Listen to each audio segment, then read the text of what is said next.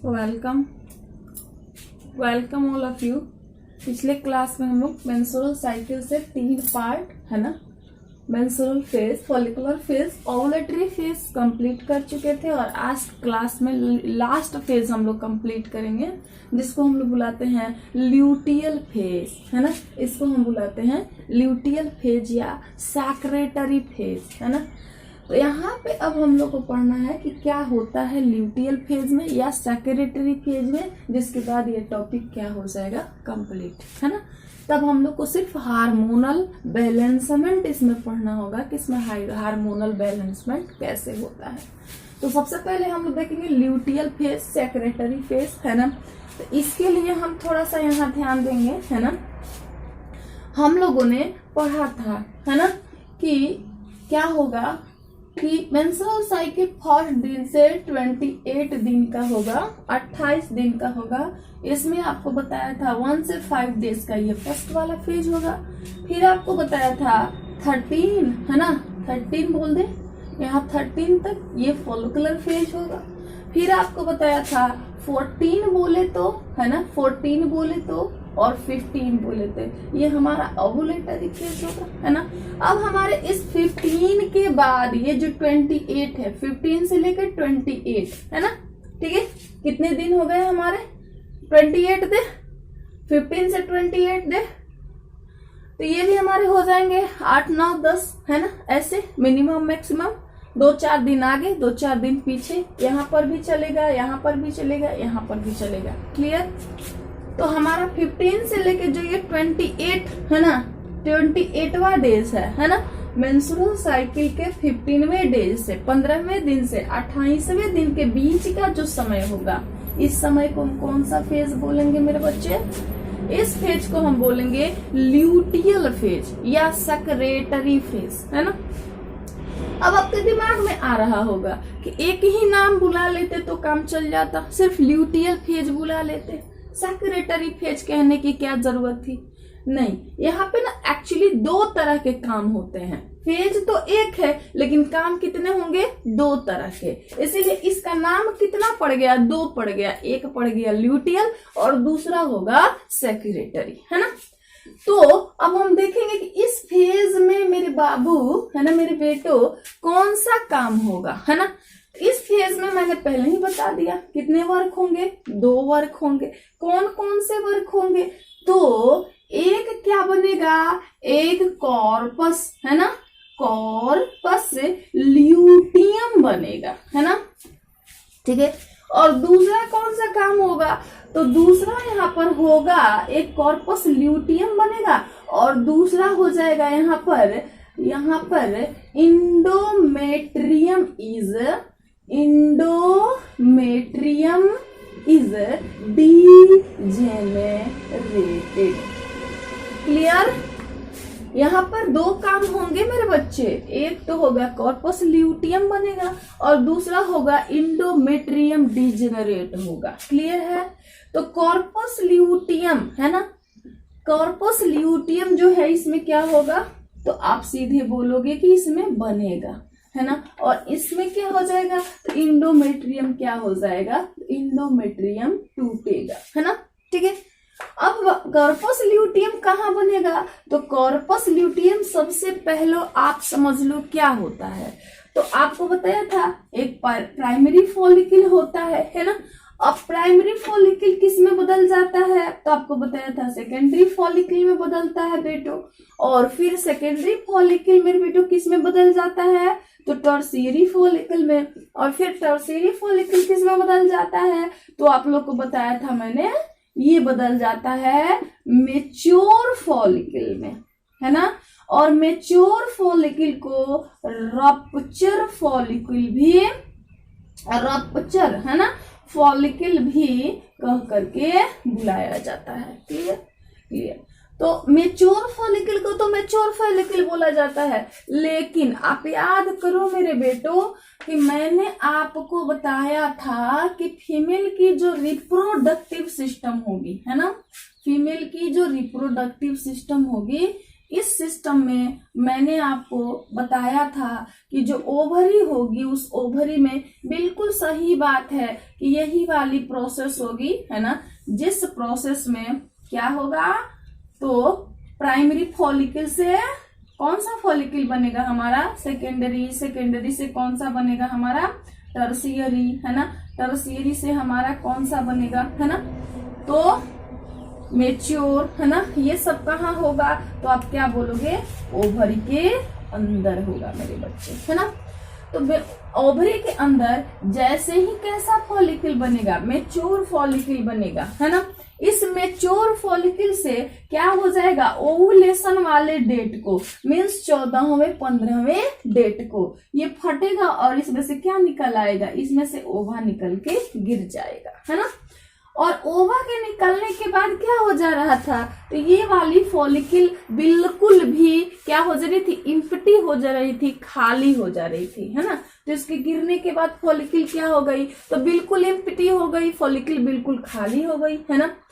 जैसे ही ये follicle empty हो जाएगी, खाली हो जाएगी, तब ये फॉलिकल क्या करेगी, तो इसके अंदर कुछ लिक्विड सब्सटेंस क्या होने लगेंगे, स्टोर हो जाने लगेंगे। और लिक्विड सब्सटेंस के स्टोर होने की वजह से ये फॉलिकल येलो कलर की दिखाई देने लगेगी, पीले कलर की दिखाई देने लगेगी, है ना, ठीक है। और इसी फॉलिकल को जब ये पीले कलर का दिखाई देने लगा, इसमें कुछ सब्सटेंस बन गया, तब ये फॉलिकल क्या कहलाएगी, कॉर्पस ल्यूटियम कहलाएगी। तभी यह कहलाएगी क्या, कॉर्पस ल्यूटियम, है ना, ठीक है। अब यह जो कॉर्पस ल्यूटियम है ये काम क्या करेगी, तो आप मेरे बच्चे, मेरे बेटो याद रखना, ये एज ए ग्लैंड काम करेगी। कैसे काम करेगी, एज ए ग्लैंड। इसके अंदर जैसे ही पीला सब्सटेंस स्टोर हो गया तो ये क्या, कॉर्पस ल्यूटियम कहलाने लगी, ये खाली फॉलिकल कॉर्पस ल्यूटियम कहलाने लगी, है ना। अब ये कॉर्पस ल्यूटियम कैसे काम करेगी, एज ए ग्लैंड काम करेगी, है ना। क्यों ऐसे ग्लैंड काम करेगी, क्योंकि ग्लैंड का काम मैम ने क्या बताया था, तो मैम आपने बताया था ग्लैंड वह होगा जो बना देगा हार्मोन, ग्लैंड वह होगा जो बना देगा जूस, ग्लैंड वह होगा जो बना देगा एंजाइम, और ग्लैंड जो है, ये वाला जो ग्लैंड है वो क्या बना देगा, तो ये वाला ग्लैंड जो है वह बना देगा क्या, हार्मोन, है ना। और यह हार्मोन कितने तरह का बनाएगा मेरे बच्चे, तो यह 2 तरह का हार्मोन बनाता है। एक हार्मोन का नाम हो जाता है प्रोजेस्टेरॉन, है ना, एक का नाम होता है प्रोजेस्टेरॉन और दूसरे का नाम है एस्ट्रोजन, ठीक है। तो ऐसे ये 2 हार्मोन को बना देता है ना, ठीक है। तो पहली वाली कंडीशन समझ में आ गई, है ना।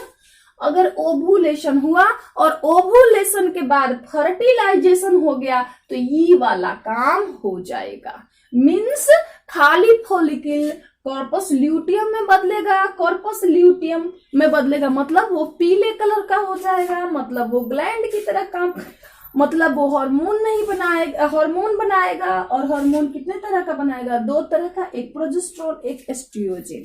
अब यह हार्मोन कैसे काम करेगा, इसको हम अभी हार्मोन वाले सेक्शन में आपको पढ़ाते हैं, है ना। तो ये प्रेगनेंसी अगर कंफर्म हो गई मेरे बच्चे, मेरे बाबू, मेरे बेटो, तो ये वाली कंडीशन आ जाएगी, है ना। अब मेरे बच्चे, एग तो गया है बन के, ओवम तो गया है बन के, कहा, एम्पुलरी रीजन में, फॉलोपियन ट्यूब के एम्पुलरी रीजन में, एम्पुला में, है ना, जहां वो वेट कर रहा है किसका, स्पर्म का। लेकिन स्पर्म किसी भी कारण से वहां नहीं पहुंचता है और एग फर्टिलाइज नहीं होता है। तो इस वे में क्या होगा, तो इस वे में क्या होगा जी, तो फिर से जो यहाँ पर काम हुआ था वही वाला काम शुरू हो जाएगा। मतलब क्या होगा, मतलब ये हमारा कॉर्पस ल्यूटियम है ना, ये हमारा खाली फॉलिकुल कॉर्पस ल्यूटियम बनाने की बजाय यह क्या हो जाएगा, यह धीरे धीरे धीरे धीरे सिकुड़ना शुरू हो जाएगा। ये आप बड़ा देख रहे हो और ये बड़ा से बिल्कुल छोटा, फिर बिल्कुल छोटा, है ना। ऐसे ये धीरे धीरे क्या होने लगेगा, डिजेनरेट होने लगेगा, छोटा होने लगेगा। और छोटा होने की वजह से क्या होने लगेगा, तो छोटा होने की वजह से जो एक्शन होगी वो उसका रिएक्शन किस पे होगा, इंडोमेट्रियम पे होगा। मतलब इसके छोटा होने का, इसका ग्लैंड में नहीं बदलने का रिएक्शन किस पर पड़ेगा, तो इस इंडोमेट्रियम पर पड़ेगा। और यह इंडोमेट्रियम कहाँ था मेरे बाबू, मेरे बेटो, तो ये था हमारे यूटेरस के अंदर। अब ये इंडोमेट्रियम क्या होने लगा, ये इंडोमेट्रियम फिर से क्या होने लगेगा, टूटने लगेगा। और इस इंडोमेट्रियम के टूटने की वजह से क्या होने लगेगा, तो इसके अंदर जितने भी ब्लड वेसल्स हैं वो सारे के सारे ब्लड वेसल्स भी खुलने लगेंगे। और खुलने के कारण, इसके टूटने के कारण क्या होने लगेगा मेरे बच्चे, तो इसमें फिर से सेक्रीशन शुरू हो जाएगा, स्राव शुरू हो जाएगा, भेजाइने वाले रास्ते से रक्त के जैसा फ्लूइड का निकलना शुरू हो जाएगा, है ना। तो इसीलिए हम इसको कितने फेज में बुलाते हैं, इसीलिए इसको हम बुलाते हैं एक ल्यूटियल फेज में और एक सेक्रेटरी फेज में, है ना।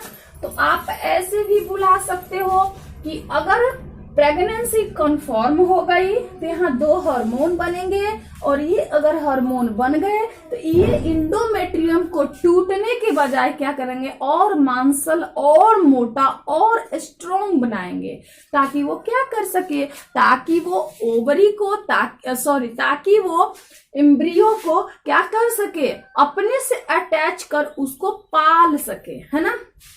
ठीक है, माता को गर्भ धारण करने में मदद कर सके।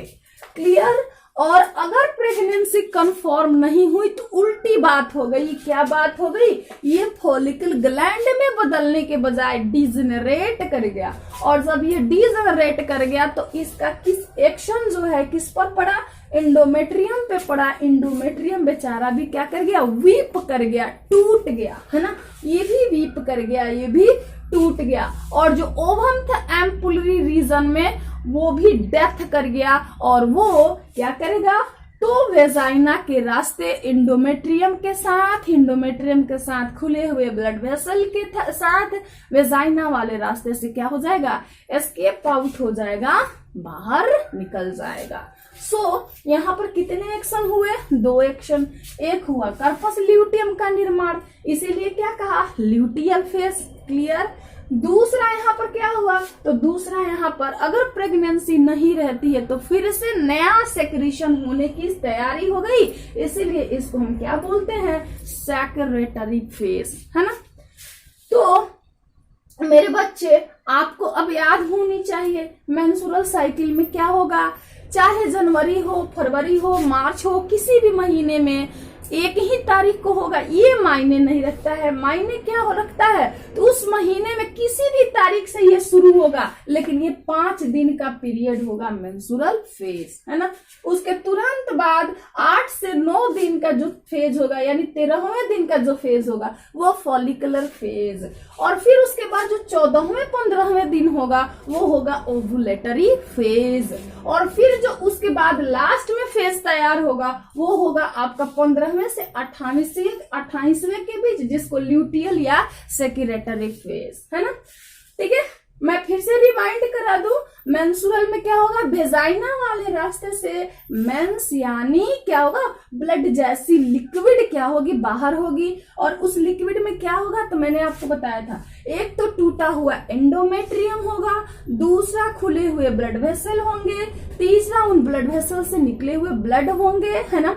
एक बात और बता दूं मैं, तो उस ब्लड में कुछ क्लॉट्स आते हैं, कुछ थक्के आते हैं। अरे वो थक्के क्या होते हैं, आपसे किसी ने पूछ लिया तो आप सीधे बता दोगे, वो एंडोमेट्रियम, टूटा हुआ एंडोमेट्रियम होता है ना। ठीक है। नेक्स्ट आपका फॉलिकुलर फेज में क्या हो रहा था, तो कुछ नहीं, फॉलिकल बन रहा था। मैम आपने बता दिया था जब लड़की माँ के पेट के अंदर थी तभी उसके अंदर क्या हो गए थे, बहुत सारे फॉलिकल बने थे उसके अंडाशय के अंदर, और उन फॉलिकल्स को हम लोग प्राइमरी फॉलिकल्स बुला रहे थे। लेकिन जैसे ही वो 11 साल से अप होने लगती है मैम, वो प्यूबर्टी में जाना शुरू कर देती है, तो क्या होना शुरू हो जाता है, उसके फॉलिकल 1 बाई 1 बाई 1 क्या होने लगते हैं, मेच्योर होने लगते हैं, तो मेच्योर फॉलिकल में बदलते हैं। यही है फॉलिकुलर फेज। और देन आपका ओलेटरी फेज, तो फॉलिकल से क्या फट के बाहर निकल जाता है, ओवा, और वो पकड़ के फिम्बरी के द्वारा एम्पुलरी रीजन में ले जाकर के रख दिया जाता है फर्टिलाइजेशन के लिए। तो ये हमारा क्या था, ये हमारा था ओवुलेटरी फेज। और नेक्स्ट हमारा फोर्थ था ल्यूटियल फेज या सेक्रेटरी फेज। ल्यूटियल फेज आने के 2 कंडीशन थे। अगर प्रेगनेंसी कंफर्म हो गई है ना, तो फॉलिकल किस में बदल जा रहा था, तो कॉर्पस ल्यूटियम में, है ना, जहां से क्या निकल रहे थे, 2 हार्मोन निकल रहे थे, प्रोजेस्टेरोन और एस्ट्रोजन, है ना।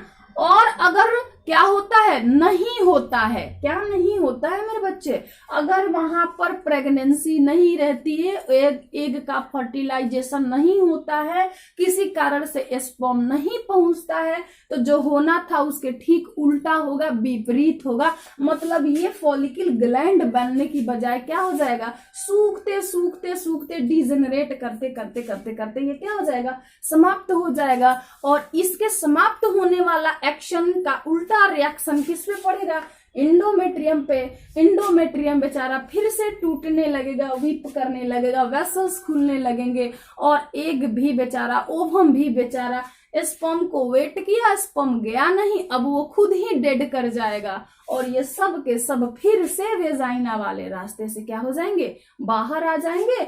और बाहर आने वाला फिर ये डेट चालू होगा 1 से 5 दिन का, है ना। ये हमारा मेंस्ट्रुअल फेज है ना। ओके, अब हम अगले वीडियो में पढ़ेंगे कि हमारे मेंस्ट्रुअल फेज में हार्मोन कहाँ से सिक्रीट होते हैं, कौन सा हार्मोन हमारे मेंस्ट्रुअल फेज का कौन सा काम कैसे और कब कराता है। तो इसके साथ हम मिलेंगे नेक्स्ट वीडियो में। अब यहाँ पर हमारे मेंस्ट्रुअल साइकिल तत्काल कंप्लीट हो गया, तो आप इसको वॉच कीजिए, है ना। तब तक के लिए thank you, bye, see you to.